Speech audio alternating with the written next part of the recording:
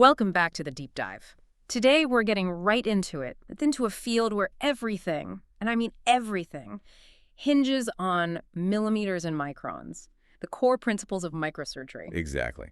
We've gathered the absolute must-know material for your boards. We're talking everything from the history, the Nobel Prize-winning stuff, all the way to the pharmacology that's going to keep your flaps alive. And this is all about precision. We're not just reading a textbook here. We're focusing on the numbers, the lists, the protocols that you need for total recall under pressure. Connecting the how directly to the why, that's the goal. All right, let's start at the beginning then, the revolutionary groundwork.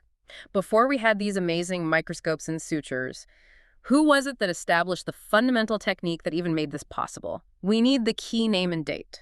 The essential starting point, the person you absolutely have to know is Alexis Carrel. Carroll. Yeah, and we're talking way back, 1902. He's the one who described the triangulation technique for repairing blood vessels.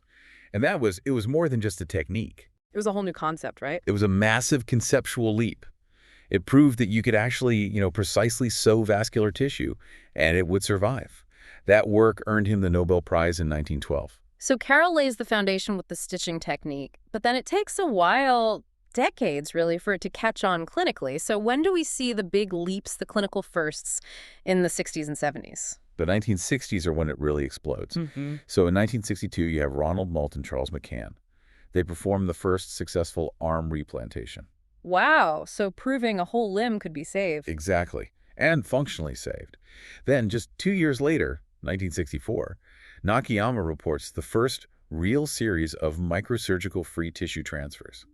And he did it using, of all things, vascularized intestinal segments for esophageal reconstruction. Wait, using intestine, that must have been, incredibly radical for the time. Well, it was. But it was the ultimate proof of concept. You can take living vascularized tissue from somewhere else and make it live in a new location. And the momentum just kept going from there. It really did. By 1968, Komatsu and Tamai report the first successful digital replant. And in that same year, 68, Cobbett makes the next major functional jump, the free toe-to-hand transfer. And then what was the final step that really solidified the free flap as a reliable mainstream tool? That really comes in 1973. You have Daniel and Taylor and also O'Brien and his associates, and they independently report using the free groin flap for leg reconstruction. That was the moment it became a reliable workhorse. Okay, so those are the pioneers. Now let's dive into the biology. What happens right after we've done a perfect anastomosis? Walk us through that healing timeline. Right, so immediately you get this thin, non-adherent layer of platelets right at the site. But it's temporary. Very temporary. It's usually gone within, say, 24 to 72 hours. Then the real repair starts. Within about 5 days, a thin pseudointima forms over the site. And the final step. Complete endothelial coverage. That happens within 1 to 2 weeks. The vessel is essentially healed at that point. But that all depends on a perfect, clean repair. So let's talk about failure. This is a classic exam list. What are the key technical mistakes that lead to intimal damage and, thrombosis? It almost always comes down to technical trauma. You can sort of split it into 2 buckets. Direct mechanical insults, and then errors with the actual suturing. Okay, what's in that first bucket? Mechanical insults. Things like rough vessel dissection, letting the vessel dry out, or using diathermy too close to the vessel wall. And this is a big one, the closing pressure of your vascular clamps. It must be less than 30 grams per square millimeter. Anything over that. Anything over that, you're crushing the intimum. It's irreversible damage. And the second bucket, the suturing itself, it sounds like a minefield. It can be. The left is long, but it's things you'd expect. Using needles that are too big, stabbing the vessel wall multiple times, taking partial thickness bites. Uneven spacing, sutures too loose or too tight. Exactly. Or even just using too many sutures. And the one thing that's always working against you is tension. Any undue tension across that suture line is just asking for trouble. So if any of that happens, the technical side fails. You expose the subendothelium. What's the biological trigger that starts the thrombus? Well, the key is that platelets just don't stick to intact endothelium. They can't. The trouble starts when the media and adventitia get exposed. Because of the collagen. Precisely. That exposed collagen is the trigger. It kicks off platelet aggregation, degranulation, and that's the start of your thrombus. It can happen incredibly fast. Okay, let's switch gears to the tools, the non-negotiables for equipment. What are the specific numbers for magnification and clamp pressure we need to know? For any small vessel repair, you need an operating microscope. The working range should be between ×6 and ×40 magnification. And the clamps. We just mentioned it, but it's worth repeating. Single or double micro clamps, they have to have a closing pressure under 30 grams per square millimeter. That 30-gram ceiling is the number to remember. And what about our sutures? We're using monofilament nylon, so 8-0, 9-0, 10, or 11-0. They come in these tiny half-circle or compound curve atraumatic needles. The needle diameter itself is only 50 to 130 micrometers. So tiny. Now let's talk heart biological limits. Reperfusion injury is a huge topic. The timing is so critical. Can you contrast the ischemia tolerance for us? Skin versus muscle. The difference is vast, and you have to base your entire surgical plan around it. Skin and subcutaneous tissue are, relatively tough. They can tolerate up to 6 hours of warm ischemia or maybe 12 hours of cold. But muscle is a different story. A completely different story. Muscle is incredibly intolerant. It develops irreversible changes after just 3 hours of warm ischemia. 3. Or maybe 8 hours of cold. So literally half the window of skin. That's a massive constraint. It is, and bowel is even more sensitive. This is why speed is so important when you're raising a muscle flap versus, say, a fasciocutaneous one. Which brings us to technique. Before you even throw that first stitch, Ackland described 5 factors that influence patency. This is a core concept. It really is. First, surgical precision. Obvious, but critical. Second, vessel diameter. Smaller is always harder. Third, your blood flow into the anastomosis. Inflow. Good inflow is key. Fourth, tension across the anastomosis, which we've talked about. And fifth, the use of anticoagulants or thrombolytic agents systemically. Manage those 5, you're in a good place. And on the vessel ends themselves, what are the preparation steps? Okay, first, you have to meticulously strip the adventitia. Then, you gently flush the vessel with heparin solution, usually 100 units per mil. But the key word there is gently. Right, because you can cause trauma with the irrigation jet? You can easily cause an intimal injury. And same with dilating forceps, limit the distension. Too much and you get tears or spasm. And finally, never ever proceed until you do a forward flow test.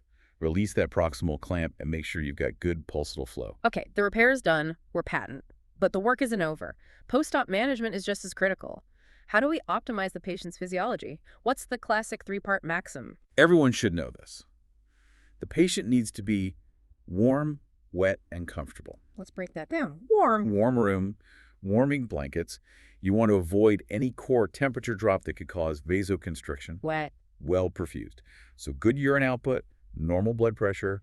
You have to be careful about transfusion thresholds because some anemia early on might just be delusional. And comfortable. Excellent pain control. Regional blocks, PCA, whatever it takes. Pain leads to a sympathetic response, and that means vasoconstriction, which is the enemy of a fresh anastomosis. Now, monitoring. We use tech to spot trouble early. Doppler is common. What are its limitations? The main problem with the standard Doppler is false positives. It can easily pick up flow in a large vessel deep to your pedicle, and you think you're hearing the flap. So what's the solution? Well, implantable venous Doppler probes are one option. They sit right on the vessel. Then there's laser Doppler. It measures blood flow using the Doppler shift of light, but its big limitation is depth. It only penetrates about 1.5 millimeters. So it's basically just looking at the superficial capillaries. That's right. Near-infrared spectroscopy can go a bit deeper, but honestly, don't forget simple temperature monitoring. A difference of more than 2 degrees Celsius between the flap and the core is a huge red flag for ischemia, really useful for digital replants. Let's define a really scary concept. The no reflow phenomenon. Yeah, this is when you have a technically perfect arterial inflow and venous outflow, but the tissue just won't perfuse. And what's the thinking on why that happens? It's thought to be this sort of toxic combination of things after a long ischemic time. You get swelling of the endothelium, you get microplatelet aggregation clogging up the capillaries, and you get fluid leaking out into the interstitial space. The pipes are open, but the tissue is waterlogged and blocked at a micro level. So how do you even treat that? You have to target those components. So things like fibrolytic drugs, lidocaine, heparin, and NSAIDs to inhibit KLX have all been tried. Okay, the absolute nightmare scenario for an exam question. You have a technically perfect anastomosis, no kinks, but no flow. What's the immediate, non-operative 15-minute plan? First thing is, don't panic and don't touch it. You apply topical lidocaine right on the anastomosis, cover it with a warm, wet gauze. So local measures. Local measures, Yeah. and at the same time, you're talking to your anesthesiologist.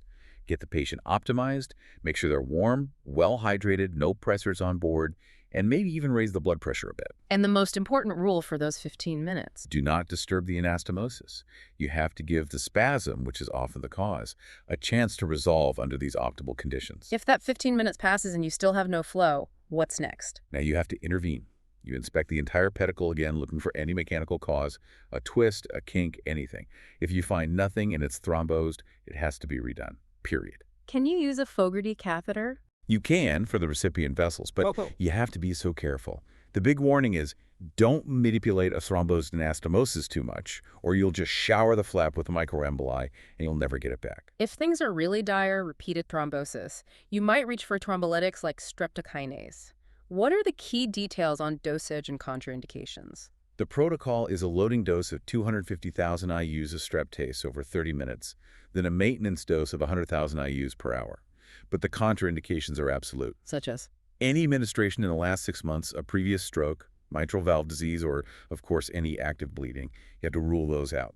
One trick is to inject it just into the pedicle artery and let the vein bleed out to limit the systemic effects. And we can't talk about salvage without mentioning leeches. Arudo medicinalis. It sounds medieval, but why is it still so important for venous congestion? Because it works. It's a fantastic biologic solution. When your venous outflow fails, the leech acts as a tiny targeted bleed, and its saliva is full of anticoagulants that keep the wound oozing for hours after it drops off. And they leave that classic bite mark. They do. That little three-pronged Mercedes-Benz shape. They feed for maybe 30 to 60 minutes, and then they just fall off. Now, the protocol for handling them is critical. What's the golden rule, and what's the infection we're all worried about? The golden rule is simple. Never pull them off. Why not? Because you risk leaving their teeth in the skin, and more importantly, you cause them to regurgitate their gut contents into the wound. And that's where the danger is. Aeromonas hydrophila. That's the one. It's a commensal in their gut. So every patient getting leech therapy must have prophylactic antibiotics, usually quinolone, like ciprofloxacin, because an Aeromonas infection can be absolutely devastating. Okay, to finish up, let's nail down the pharmacology. Heparin. Mechanism, monitoring, and the big complication. Right. Heparin is a GAG, a glycosaminoglycanin. It works by boosting antithrombin activity, so it has both antithrombin and anti-Sachs effects. You use it for immediate anticoagulation. Monitor with the APTT. Exactly. You're aiming for a ratio of about 2 to 2.5 times normal. And the big complication to watch for, especially after 4 or more days of use, is HIT, heparin-induced thrombocytopenia. Next up, warfarin. How does that work? Warfarin works by inhibiting an enzyme, vitamin K epoxide reductase. This stops the liver from being able to use vitamin K to make the vitamin K-dependent clotting factors. Which are? 2, 7, 9, and 10. And we monitor warfarin using the INR, the International Normalized Ratio, which is based on the PT. Finally, let's contrast the two big antiplatelet drugs, aspirin versus clopidogrel. What's the key difference in mechanism and duration? The key is their target, and the fact that they're both irreversible. Aspirin causes irreversible inhibition of COX-1. This stops thromboxane A2 production, and because it's irreversible, the effect lasts for the life of the platelet, about 7 to 10 days. And clopidogrel? Clopidogrel, or Plavix, is also irreversible, but it targets a different receptor, the P2Y12 ADP receptor on the platelet surface. It doesn't touch COX, but since it's also permanent inhibition, the effect also lasts for 7 to 10 days. And it's important to distinguish them from regular NSAIDs. Absolutely. Most of your standard NSAIDs only cause reversible COX inhibition, so their antiplatelet effect is much shorter, maybe 8 hours to 3 days. And selective KOX2 inhibitors like celecoxib, they have no real antiplatelet activity at all.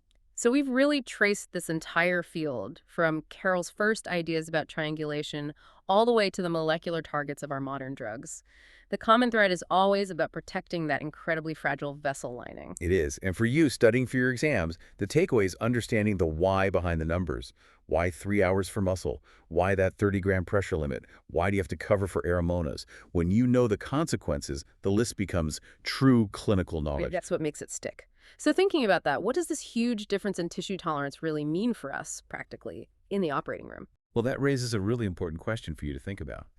Given that massive difference in warm ischemia tolerance, 3 hours for muscle, 6 for skin, how does that fact alone force you to prioritize the order of your surgical steps?